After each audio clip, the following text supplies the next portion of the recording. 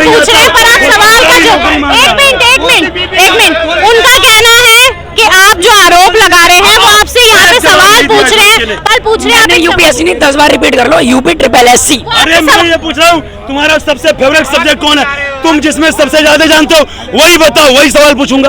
आपका favourite subject में से रिलेटेड बात। ये मैं मेरी जो मांग है वो है सरकार कराए, ये कौन होते देने वाले? हमारे जैसे लोगों को ना सरकार नौकरी दे सकती। एक मिनट। और देश के अंदर दो बड़ी संस्थाओं के पेपर लीक होते हैं, हजारों युवाओं के साथ, हजारों छात्रों के साथ और उनके माता पिताओं के साथ खिलवाड़ होता है। ये जो पेपर लीक हुए हैं ये कहीं न कहीं निंदनीय है, इस बहुत ही कुकृत्य हुआ है, देश के युवाओं के भविष्य के साथ खिलवाड़ हुआ है। और मैं कह रहा हूँ इस पे प्रदेश और केंद्र की सरकार दोनों मिलकर के जितना कड़ा से कड़ा इस पे कार्रवाई हो सकता है, और जितने संविधान के तहत, देखिए किसी का मर्डर कर देना वो भी गुनाह है, लेकिन किसी के भविष्य का साथ खेलना उससे बड़ा भी गुनाह है। तो उस पे संविधान के तहत जितनी कड़ी से कड़ी सजा होनी चाहिए वो इन पेपर लीक करने वाले को मिलनी चाहिए। इसका मैं समर्थन करता हूं और इसकी मैं मांग करता हूं। मैं यूपी से हूँ। सबसे पहले तो मैं कहूँगा ना मोदी जी के खिलाफ हूँ, ठीक है, ना मोदी जी का अंधभक्त हूँ। मैं आम जनता हूँ, आम जनता की आवाज़ हूँ। पहली चीज, जो नीट के मामले में ऐसा अगर मान लीजिए सरकार पूरे देश में विरोध हो रहा है, इसमें कुछ गलत हुआ है, अगर वो पाया गया है तो सरकार को इसे एक नए सिरे से इस पेपर को कराना चाहिए और सबको मौका देना चाहिए। उसके बाद जो कोई भी टैलेंटेड होगा, जिसमें प्रतिभा है, उनका सिलेक्शन होगा। जहाँ तक बात है विपक्ष की, ठीक है, देखिए विपक्ष अगर जो कह रहा है उनका तो काम है, विपक्ष में चाहे आप बैठे चाहे वो बैठे, विपक्ष तो अपने बात करेगा ही करेगा। मीन्स सरकार की जिम्मेदारी है, नैतिक जिम्मेदारी है कि वो भर्ती हो या कोई भी योजना हो क्रियान्वयन हो, उसे पारदर्शी तरीके से करे, जिससे कि उसका लाभ अंतिम व्यक्ति तक पहुंचे। अगर मान लीजिए इसमें कुछ गलत किया गया है तो उन दोषियों पे कार्रवाई भी होनी चाहिए, दोषियों पे कार्रवाई भी होनी चाहिए। पिछले 10 साल में जो 70 पेपर लीक हुए हैं, सरकार को उस पर गंभीरता से विचार करने चाहिए। वो तो ये मीडिया में ये बात आ गई है, लोगों के सामने खुल गई है, तो जाके इसको इतना महत्व दिया जा रहा है ना, नहीं तो ये पता नहीं कितनी दबी रह जाती और ना कितना नाइंसाफी आगे भी जारी रहे। ये जो पेपर लीक हुए हैं ये कहीं न कहीं निंदनीय है, इस बहुत ही कुकृत्य हुआ है, देश के युवाओं के भविष्य के साथ खिलवाड़ हुआ है। और मैं कह रहा हूँ इस पे प्रदेश और केंद्र की सरकार दोनों मिलकर के जितना कड़ा से कड़ा इस पे कार्रवाई हो सकता है, और जितने संविधान के तहत, देखिए किसी का मर्डर कर देना वो भी गुनाह है, लेकिन किसी के भविष्य का साथ खेलना उससे बड़ा भी गुनाह है। तो उस पे संविधान के तहत जितनी कड़ी से कड़ी सजा होनी चाहिए वो इन पेपर लीक करने वाले को मिलनी चाहिए। इसका मैं समर्थन करता हूं और इसकी मैं मांग करता हूं। 2018 में मैं अपने ग्रेजुएशन फाइनल ईयर में था, योगी जी ने वैकेंसी निकाली ग्राम विकास अधिकारी, पेपर हुआ उसका, मेरा उसमें सिलेक्शन हुआ, डीवी का चांस आया, लेकिन योगी जी के मंत्री मोती सिंह जी, उनके लड़कों का सिलेक्शन नहीं हुआ, उन्होंने इस भर्ती को रद्द करवाया, ठीक है।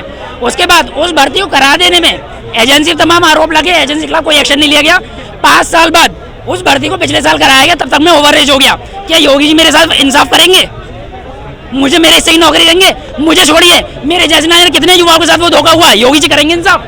उनका जो मंत्री जी के लड़के का सिलेक्शन किस वजह से नहीं हुआ, थोड़ा सा है आपको कुछ आइडिया? उस समय आरोप लग रहे थे मोती सिंह जी मंत्री, उनके कैबिनेट के, उनके लड़कों का सिलेक्शन नहीं हुआ। ओवर एज हुआ या पास नहीं हुआ या क्या हुआ? वो तो उनको पता ना, मैं यहाँ पे घर में बैठा, मुझे क्या पता इस बारे में? आंकड़ा होने चाहिए। मैं वही कह रहा हूँ, यदि मंत्री विभाग का मंत्री है, उसके लड़के का सिलेक्शन नहीं हो रहा है और कोई वैलिड कारण नहीं है, आप एक बार गए, किसी ने टांग मारा, 2 बार गए, उसके बाद आप जाना ही बंद कर दिए, वो टांग नहीं मारेगा। तो योगी जी चाह रहे हैं कि उत्तर प्रदेश का डेवलपमेंट हो, लेकिन तमाम ऐसे कुछ लोग हैं जो सरकार को बदनाम कर दिया जाए, ये मैं संदेह कर रहा हूँ। विपक्षी ताकतें भी तो हैं जो नहीं चाह रही योगी जी का। देखिए सबसे पहले मैं इस बात को सिरे से खारिज करता हूँ कि जो इंसान आगे बढ़ता जाता है उसकी टांग खींची जाती है।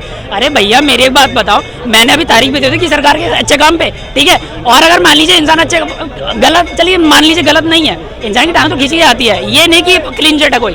अभी वो बताइए मेरे जैसे ना जाने कितने युवा जो उस समय अपने आखिरी उम्र के पड़ाव पे थे, जिनको इस तरीके से वंचित हो गए, एक तरीके से सिलेक्शन होने के बाद भी एग्जाम कैंसिल, री एग्जाम हुए। क्या हम जैसे तमाम युवा जो रहेगा, क्या उनको दोबारा मौका मिलेगा या कोई नौकरी गारंटी मिलेगी या फिर हमें उम्र में छूट का दावा मिलेगा, कुछ मिलेगा, ये बताइए। एकदम देखिए ऐसा है हमारा जो- संवैधानिक हक है, हमें उम्र में छूट मिलेगी या नौकरी मिलेगी। देखिए सुनिए पॉइंट आप सुनिए, जो हुआ वह गलत हुआ, लेकिन आप यदि कोई एक पड़ाव किसी कारणवश यदि आपके साथ गलत हुआ, आप आगे बढ़ना छोड़ दें, इसका मतलब आपके अंदर ना तो टैलेंट है और ना तो आपके अंदर जज्बा है। यदि वास्तव में आपकी पढ़ाई है- मैं सिरे से खारिज करता हूँ, मैं ओवर एज हो गया, अब मैं क्या करूंगा? मुझे छूट तो दिलवाओ पहले। अरे सर आप छूट दिलवाओ पहले। अरे आप मतलब कोई जरूरी है कि आप सरकारी नौकरी करो? यदि जज्बा है, आप कोई भी काम कर सकते हो। तो सरकारी नौकरी का मेरा पहली बात पूरा अधिकार है, क्यों मैं इस देश का नागरिक हूँ। सरकार ने जब वो संविधान ने जो मुझे अधिकार दिया उसका मेरा हक है,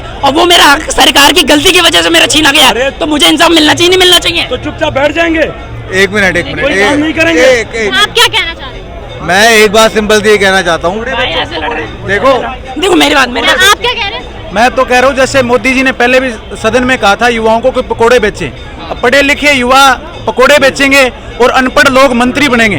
किस तरीके से हमने देखा, अभी 1 महीना नहीं हुआ नई सरकार बनी को, और देश के अंदर 2-2 बड़ी संस्थाओं के पेपर लीक होते हैं। हजारों युवाओं के साथ, हजारों छात्रों के साथ और उनके माता पिताओं के साथ खिलवाड़ होता है। कि जिन लोगों का चयन होना था उनका हुआ नहीं है, जिनका नहीं होना था उनका हो गया। टेलीग्राम पे पेपर किस तरीके से पहले आ गया, तो ये एक तरीके से भरोसा ही खो चुका है सरकार। 2 करोड़ सालाना रोजगार देने का 2014 के अंदर वादा किया गया था।